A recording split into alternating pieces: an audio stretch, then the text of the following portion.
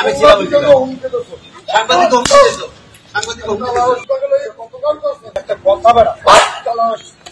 Video ফুটেজে দেখা যায় বরগুনা জেলা প্রশাসকের কার্যালয়ের সামনে মুক্তিযোদ্ধা সংসদের সাবেক কমান্ডার আলহাজ আব্দুর রশিদকে গালাগাল করার পাশাপাশি শারীরিকভাবে লাঞ্ছিত করছেন শাওন মোল্লা নামে এক যুবক। এ সময় শাওনকে নিবৃত্ত করতে আসা কয়েকজনের উপরও চড়াও হন তিনি।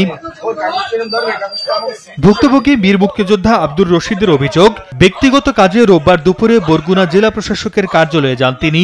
এ সময় শাওন মোল্লা তাকে ডেকে নিয়ে শারীরিকভাবে লাঞ্ছিত করেন। তবে এ বিষয়ে অভিযুক্তের সঙ্গে যোগাযোগের চেষ্টা করেও তার বক্তব্য পাওয়া যায়নি। শাওন ডাক দেশে চাচা কইয়া আমি কি বাবা এই কই আমি নামছি, ওই পেশে নিয়েই মানে আমার আটকাইয়া লাগছে। এরপরেই সে আমার নাকপুর দিকে একটা সোফার মারাতেছে, আমি সরাই এলাইছি, আমার চশমাটা পরিয়ে গেছে আর টুপিটাও পরিয়ে গেছে।